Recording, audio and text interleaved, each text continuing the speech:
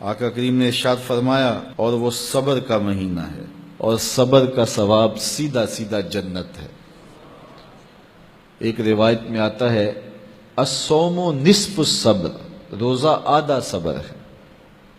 تو روزہ رکھ کر کے یہ دولت حاصل کی جا سکتی ہے۔ وشہر المواسات، اور یہ ایک دوسرے کے ساتھ محبت کرنے کا، باہمی تعاون کرنے کا، الفت و رافت کے ساتھ پیش آنے کا مہینہ ہے۔ وشہر یزاد فیہ رزق المومن، اور یہ ایسا بابرکت مہینہ ہے جس میں مومن کا رزق بڑھ جاتا ہے، مومن کے رزق میں اضافہ ہو جاتا ہے۔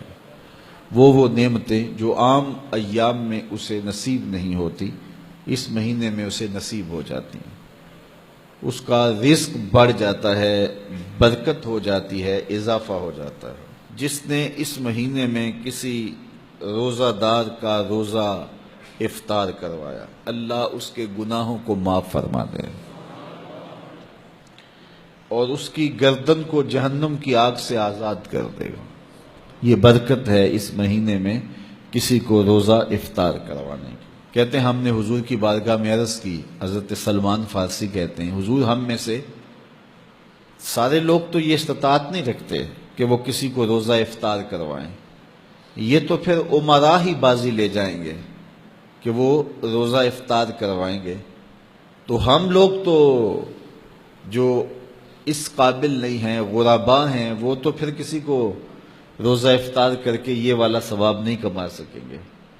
تو جب حضرت سلمان فارسی نے یہ کہا تو رحمت عالم نے کیا جواب دیا، سنیے۔ فرمایا کہ اللہ تعالیٰ یہ ثواب اسے بھی عطا کرے گا جو دودھ کے ایک گھونٹ سے، ایک چوہارے یا کھجور سے یا پانی کے ایک گلاس سے کسی کو افطار کروائے، اللہ اسے بھی یہ ثواب عطا فرمائے۔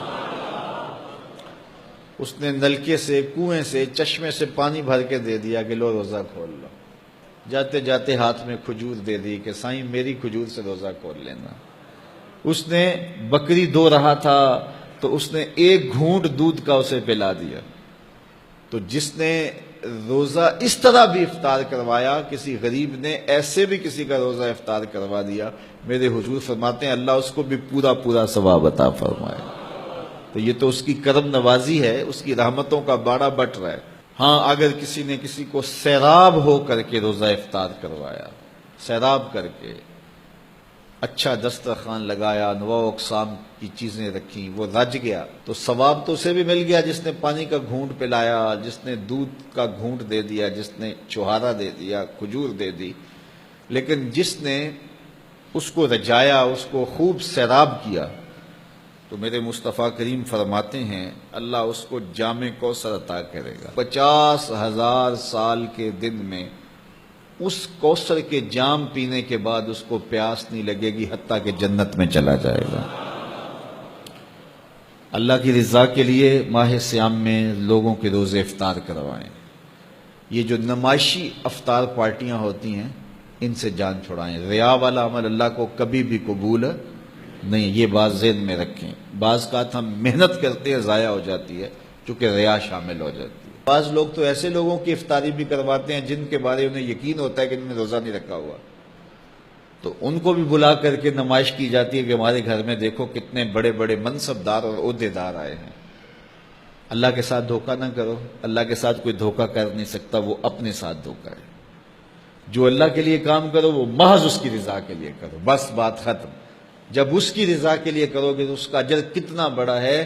اس کی رضا کے لیے ایک گھونٹ پانی پلا دیا، ایک گھونٹ دودھ دے دیا، ایک چھوہارا کسی کو دے دیا، اجر کیا ہے؟ پچھلے سارے گناہ معاف۔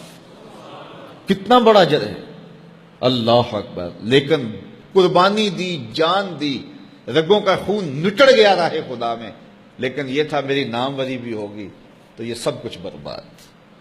تو جو بھی عمل کرو محض اس کی رضا کے لیے کرو، اپنے عمل کو ناخالص نہ ہونے دینا، اپنے عمل کو خالص رہنے دینا، یہی اللہ کو پسند ہے اور وہ خالص عمل کو ہی قبول کرتا ہے۔